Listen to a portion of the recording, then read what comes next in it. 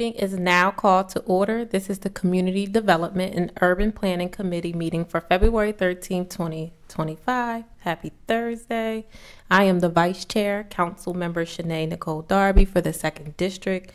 And at this time, I will call for those members of the committee first. I know our chairperson, Councilmember Cabrera, she is absent with leave. I'm present. Is Councilmember Field here? Councilmember Hackett?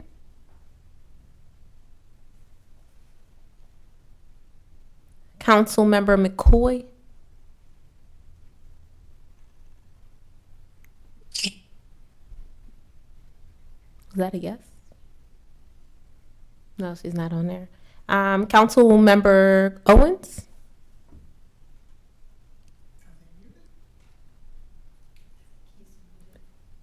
Okay, he's present. Councilmember Willauer?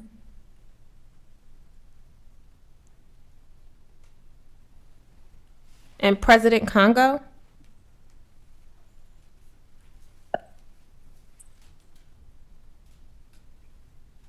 Are there other members of council present on Zoom? Okay, thank you. Councilmember Field is here? Okay, thank you. As a friendly reminder, only members of the committee should be making motions and seconding. So tonight for the agenda, we have a presentation from the Roofs from Heart. We also have a resolution and an ordinance. From my understanding, the resolution who was the sponsor was Councilmember Spadola. He will be holding his resolution for tonight. His resolution was urging the Delaware General Assembly to amend the city charter to require the 5 members of the City Planning Commission who are appointed by the mayor to be the subject to confirmation by City Council. So that would be held tonight and hopefully on the next CDUB committee meeting. We are going to start off with and I would like to recognize our council members who just walked in, Councilmember Hackett and Councilmember Willauer. So we're going to go ahead and jump right into our first presentation from Miss Kate Domanski. That's right. All right, from the Roofs from Heart. I'm happy to have you here tonight. Thank you. Should I stand here or should I You can do either one. Okay, awesome. I wasn't sure if my presentation was going to be up. Yes. WI10, do we have Roofs from Heart's presentation? Awesome. That's perfect. Thank you so much. My name is Kate Domanski. I am the Executive Director for the Roofs from the Heart organization, based right here in Wilmington. We're right down the street in Newport. Thank you for your time tonight to give me the opportunity to present what we've been trying to do in Wilmington communities and also around the state. So to start, our mission is to provide quality new roofs to those who cannot maintain the basic provision of safe and secure shelter for their families. We want to keep families healthy in their homes and in their community. And I stress quality in our mission statement, and I stress keeping people in their home because as we all know, I think there is an affordable housing issue that's happening. So as much rehabilitation we can do for people to be able to stay in their homes is really what we're trying to achieve. Our vision is to be the go-to organizations, not just for individuals and for families who apply to our program for a roof at no cost, but also we have been working so much with other home repair organizations to work together to meet the needs in the community that go far beyond just roofing. If we could go to the next slide. Thank you. The provision of stable shelter is considered one of the most basic needs of humanity. So many people in our community here aren't able to meet the needs, even if they're fortunate enough to own their property. This concept started about 8 years ago with a local roofing company, and they saw the need. They were in a period of rapid growth, and they continued to meet family after family that were in these situations where they had absolutely no choice and no way to be able to pay for their roof. So we are here tonight to help all those disadvantaged and underserved homeowners in Wilmington. We're asking for $50,000 to go towards roof replacements for these families. So I just wanted to put some pictures up there. These are just some of the people that we were able to help last year. Our first full fiscal year was 2023. And we actually got our tax exempt status towards the end of 2023. So we ramped up pretty quick and we were able to do 4 roof replacements. Last year we were able to do 11. So we were able to almost triple our impact, which is super exciting. And again, 95% of the work we do has been right here in Newcastle County. One of those pictures in the lower right is the one that we did in Sussex. But because of the demand and because I think the word of mouth, we have organically grown right here in Wilmington. So that is primarily where we do all of our roof replacements. The need, I'm sure, as everyone here knows, is great. What we try to do is really create awareness around the need, try to show people, tell stories, and let them know how important roofing and the house that you're living in is safe and secure, not only for the health of the home, but for the health of the residents that live there, ultimately trying to help the health of the communities. If you look at some of the statistics here, for example, the U.S. Census Bureau's American Housing Survey reported that approximately 7.3 million housing units in the U.S. have leaks or other roofing problems, with low-income households being disproportionately affected. We only work with people who are eligible for our program to get a no-cost roof replacement, must be 80% or below the average median income, and they must own their home. Something else to kind of look towards right here in Delaware. There was a University of Delaware study done in 2022 along with Habitat for Humanity, and it would take $96 million throughout the state for 74,000 homes to fix everything that needs to be repaired in homes. 76 million of that 96 would go towards only 5,000 homes, which are considered extremely substandard. These are the homes and families that are at risk of being evicted from their homes, and those are the homes that we are trying to focus on. We could go to the next slide. Thank you. So we get applications every week. A lot of them are referrals from, again, other organizations that we're working with collaboratively, but we get a lot of referrals through our website. And we do get applications of residents who say, I have a roof leak over my bedroom, we're facing really difficult times right now, and that is a need. However, these pictures demonstrate the need that we're seeking to serve. There are exposed, caved-in roofs, there's moldy insulation. There are children who are living in bedrooms who are next to a dirty bucket of water due to their roof leak. So these are the homes that we really want to focus on. We currently have about 30 open applications just from our website alone, putting aside, other organizations that we work with. 14 are right here in the city. 12 of them, just to express, again, the different populations that we serve, are single mothers or single elderly women who are living on their own. There is a high number of applicants that we receive that are in this population. Single women homeowners are more likely to defer necessary home repairs, as well as elderly single women doing the same thing. A lot of the stories that I hear are women who, their husband did a lot of the home repairs, or their husband took care of these kind of problems, and they obviously do not have the financial means to be able to hire professional help. I would say currently, if we're looking at the roof replacements that we did last year, we're about 60% women, 40% men-owned or homeowners. So that just kind of goes to show in the population here in Wilmington who really needs the help. These are just our overarching goals, creating safety and security. We want to reduce health risks. We want to reduce financial burdens. We want to increase energy efficiency and, of course, enhance community and neighborhoods for everyone that we serve. What were we going to do with $50,000? Ideally, as many roofs as possible. All of this money will go to the direct installments, the actual projects themselves. Roofs are expensive. Quality roofs done with expertise and quality materials are very expensive, and that is how we work. That is the service agreement that we have with a super reputable roofing company. We do also get discounts with labor and materials. So we hope to be able to replace 3, 4, maybe even 5 different roofing systems for homeowners in the city. This is just a list of impacts that go a little bit deeper. when looking at our objectives, but I'd be happy to share this presentation so you could really read them. These are some of our measurable outcomes. I think the biggest one that's really surfaced, putting aside, we obviously want to increase the number of roofs that we put on. We want to increase our number by 20% every year. But we really started looking at how many people are getting further home repairs. A lot of the homeowners that we work with don't have working heat, or they do not have a working hot water heater. They have mold within the house. So our goal is to not only replace their roofing system, but to work with our partners in getting them further work so we can further impact people who are in need.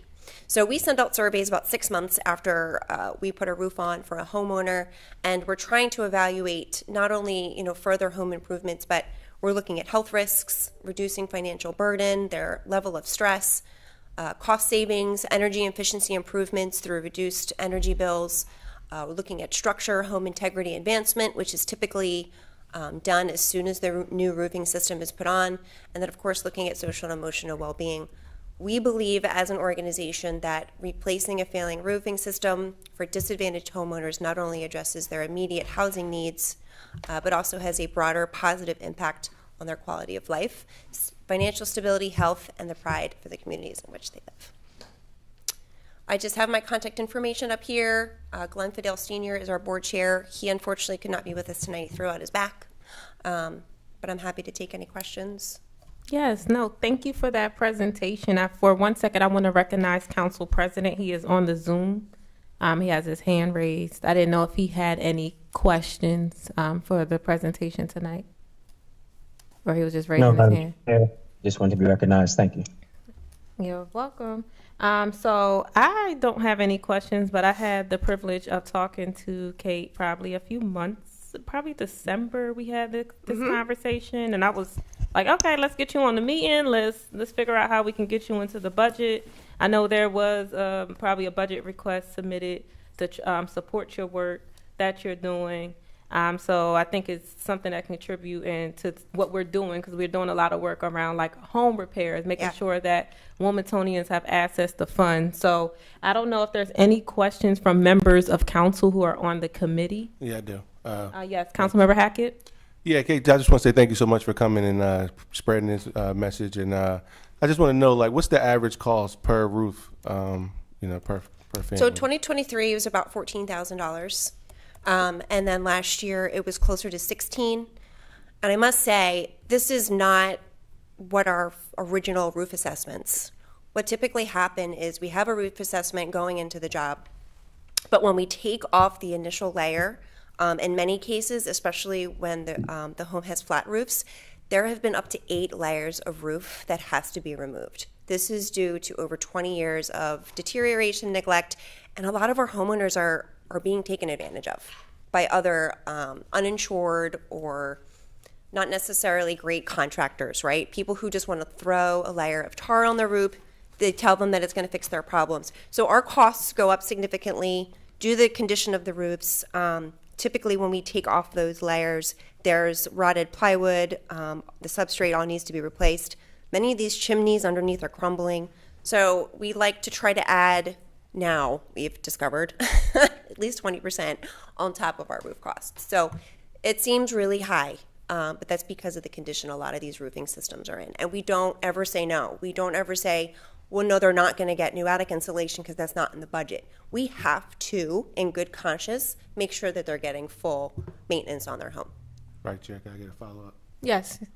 My follow-up question would be, once the roof is done, is there any other like warranty or, like how long do y'all stick around with these families to make sure that everything's Well, I think that's a reason why, we're so proud of the roofing contracts that we work with, because we do. They pass down all the warranty. So the customer signs the roofing contract themselves, and so they pick out their own colors. They do all that. But the bill, too, is Roofs from the Heart. So they're then sent all the roof warranties, materials warranty, and workmanship warranty as well. A lot of other companies don't necessarily do that, which is why I think it is so important. If these clients were to have issues down the road, they have somebody to call. And the company we work with has the bandwidth to be able to handle that. Got you. Thank you so much. And just because we're live, I would like if you possibly could let everybody know where you guys are at, where they can visit if they need to, any open applications, Sure, and what are sure. some of the requirements? So our office is in Newport, and we do service the entire state. So we have resources downstate in Georgetown. I'd like to, at some point, if our organization starts to grow, get into Southeast Pennsylvania, but we're right here in Newport. Thank you so much for having me. Of course. Are there any other council members on the committee who have any questions? All right, we can open up to the public. Are there any members in the public who would like to make comments or has any questions for our Roofs for Heart today?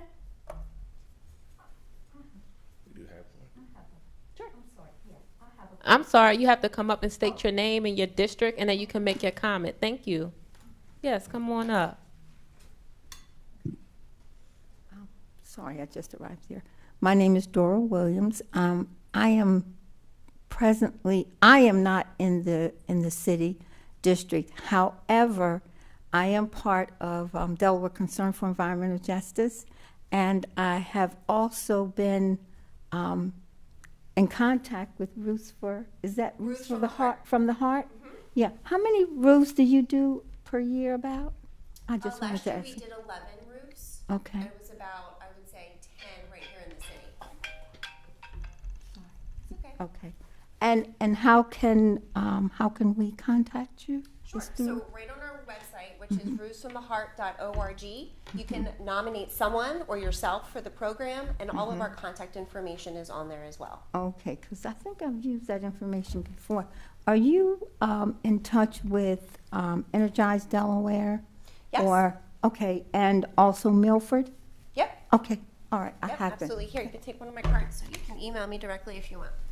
Thank you so much. You're welcome. Thank you for commenting. All righty.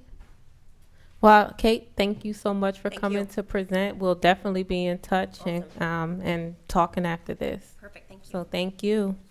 All right. We're going to move over to our next piece on the agenda. It's an ordinance to rezone a portion of the parcel of land located at 1600 West 8th Street from a zoning classification of R3, one-family row houses, to a zoning classification of R5A1, low-medium density apartment houses. The sponsor for this is Councilmember Johnson. I don't know if he joined us to kind of give an introduction or if someone is here to talk about this piece of, okay, yes, thank you. If you could just come up here to speak, just state your name, and we can get rocking and rolling.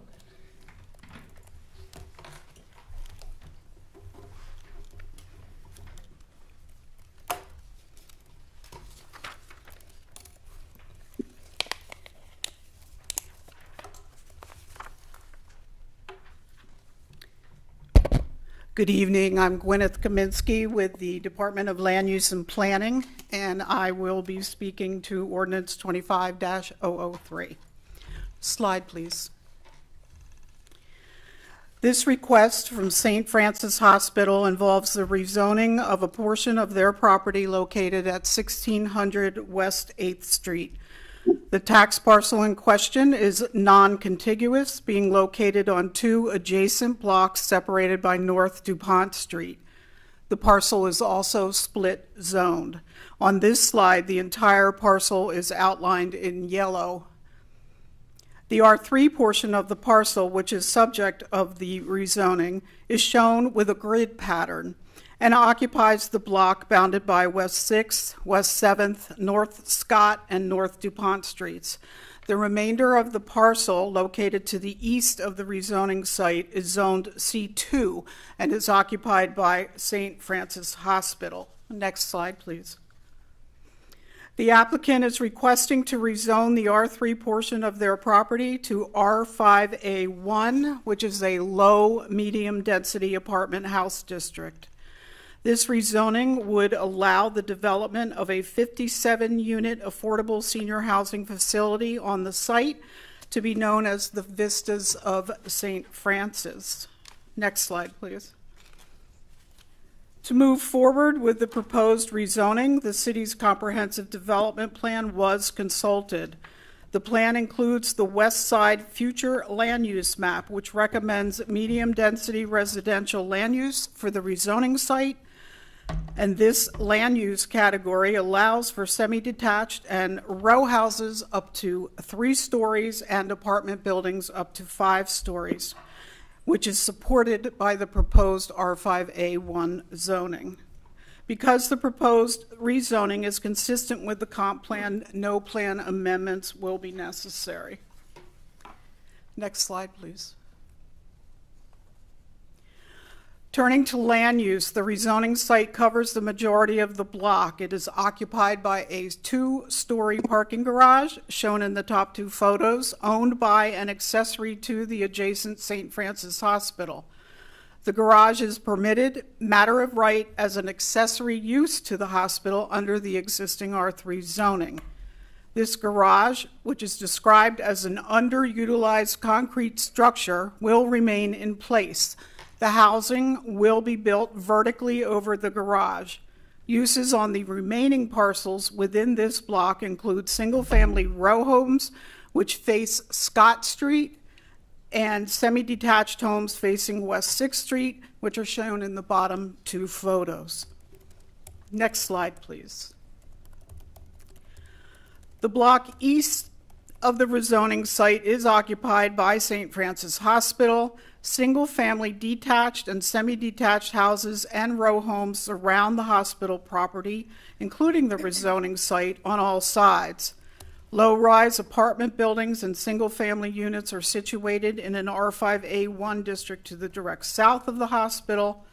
Little Italy is located to the west and includes compatible institutional uses such as St. Anthony's Church, Padua School, and Father Tucker Park, and commercial, retail, and business uses line Lincoln and Union Streets.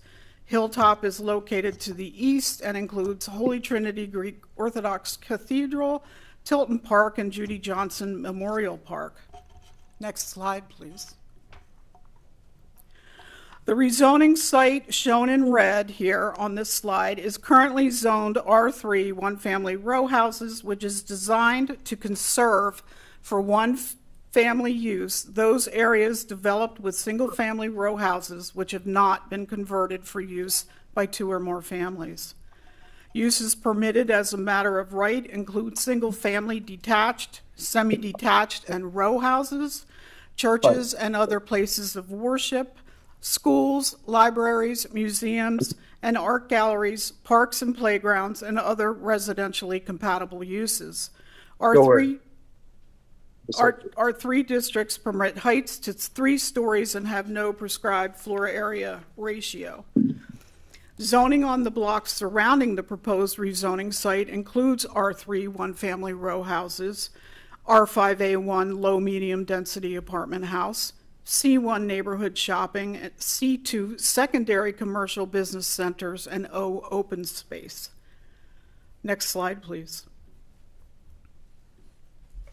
The proposed R5A1 low-medium density apartment house district is designed primarily to permit low to medium density apartment developments contiguous to one-family districts and includes other residential and residentially compatible institutional uses. R5A1 districts serve to buffer one-family neighborhoods from more intensive residential and certain commercial uses.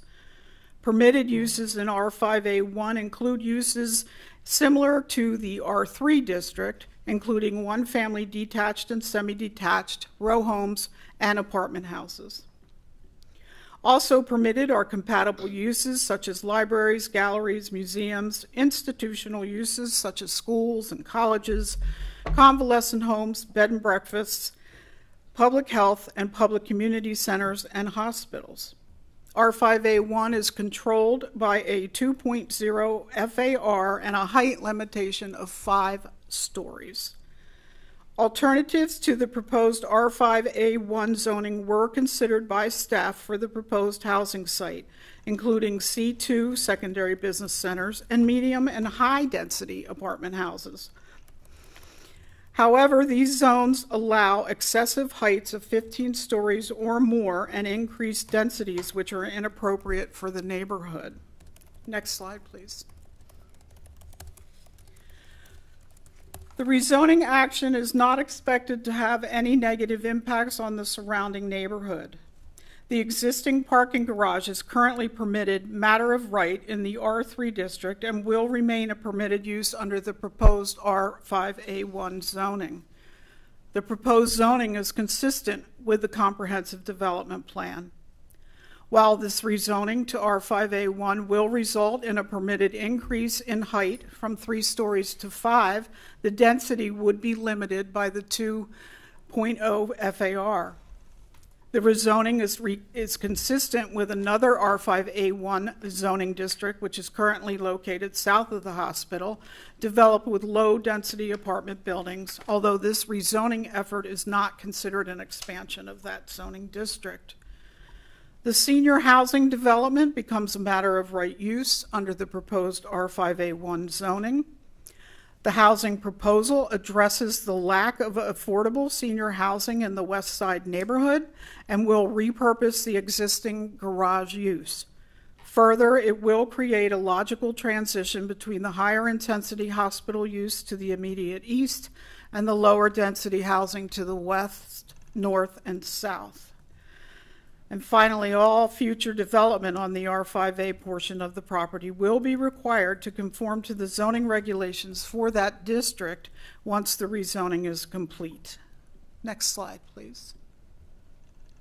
In summary, St. Francis Hospital, Inc. has proposed that a portion of their property located at 1600 West 8th Street, currently zoned to R3, be rezoned to R5A1 in order to allow the development of an affordable senior housing facility to be known as the Vistas at St. Francis.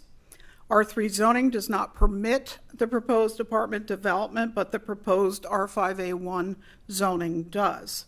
In this case, the request for R5A1 is appropriate because R5A1 serves to buffer the lower R3 residential uses from the more intensive C2 commercial uses. It permits low-density apartments and less dense residential uses and compatible institutional uses. It also limits the height to 5 stories with an FAR of 2.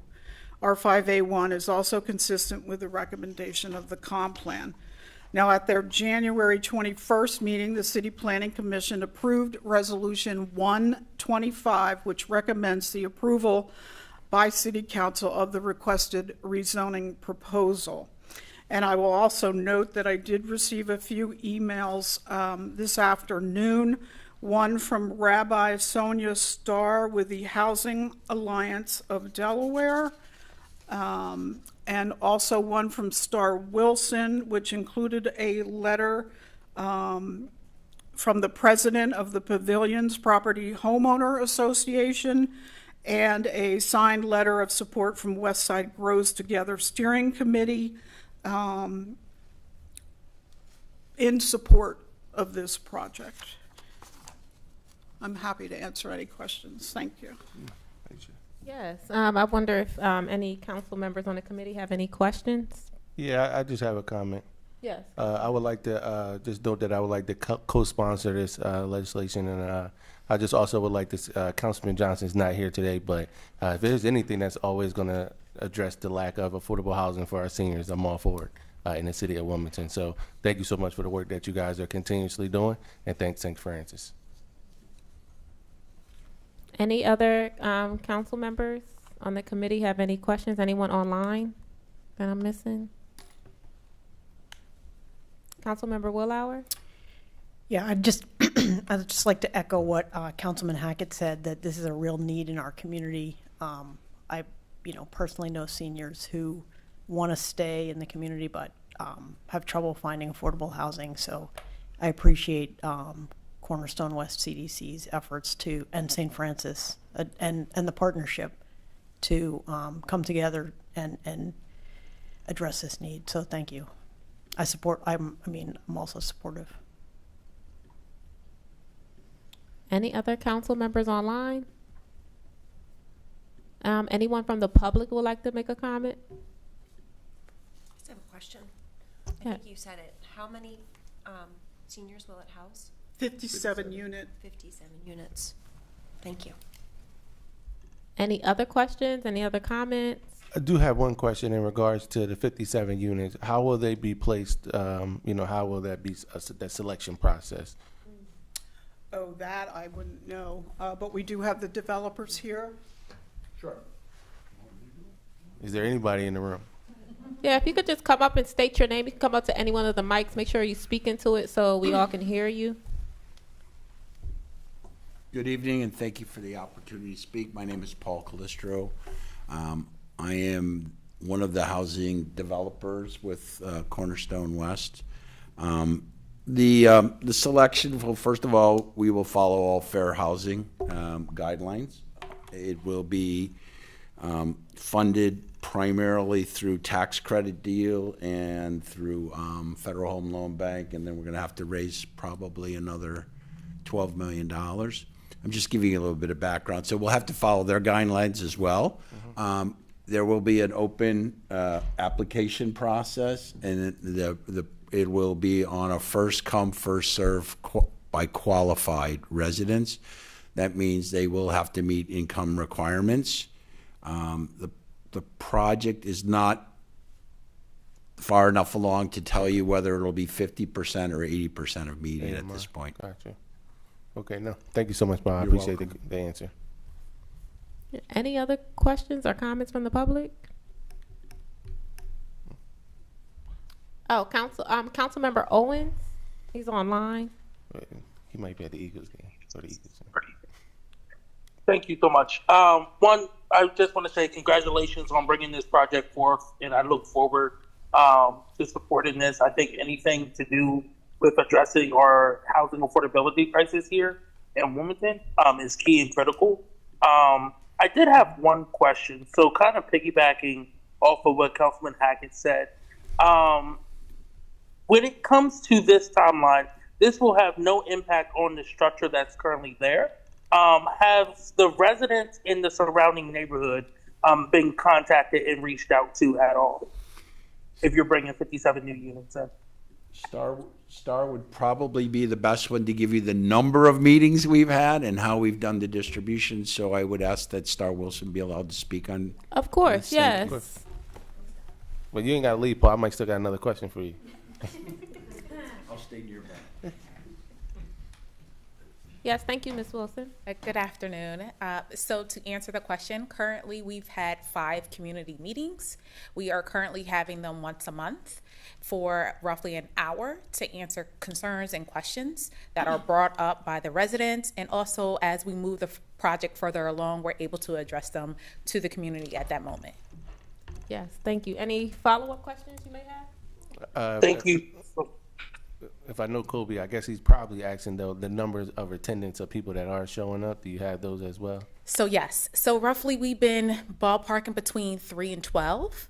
It really depends on the availability, and the time frame is consistent for the 3rd Wednesday of every month at St. Francis in the community center room. Gotcha. Any other follow-up questions? You good, Councilmember Owens? Thank you so much, and I hope that others use this as a blueprint to engage with the community during projects. All righty. Thank you, Councilmember Owens. Any more comments from City Council? Yes, Vice Chair. Yeah, Councilmember Hackett. I have one last question, and that's the most important question. What can the City of Wilmington do to help, further along this mission?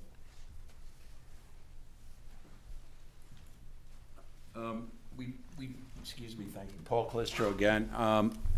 We may be applying for federal funds pass-through as the project progresses, much like any other affordable housing, and we'd ask that you give them due consideration. We understand it's competitive.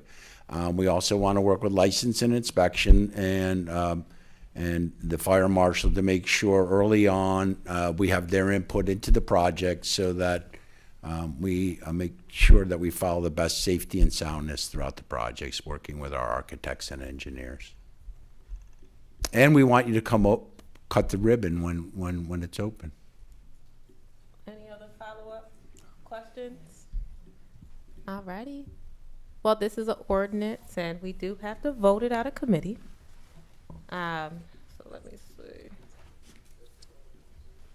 I'm sorry. Oh, there is a public comment on Zoom? If you could state your name, please, and your district, and you have 3 minutes. Hi, my name is James Dalkey, and I live in the 7th District, actually just about a block away from where the proposed project is. And I wanted to just comment this evening that I am very much in support of the project.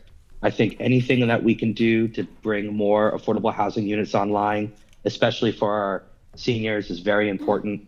And I also want to commend the St. Francis for their engagement with the community, because they've done a very good job of, I think, making us aware of what's going on and inviting us to meetings. So I'm looking forward to see this project built. All right, thank you for your comment. Are there any more public comments online? I don't want to miss anybody. Any more council members online? Don't want to miss them. All right, so we're good to go. All right, so this is an ordinance. We do have to move this out of committee. Is there a motion to move out of committee this ordinance? Motion to read. It's been properly, second?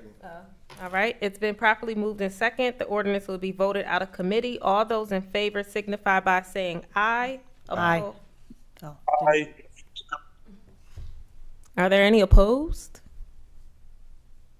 Well, motion carried. Is there a motion to adjourn the meeting? So moved. Second.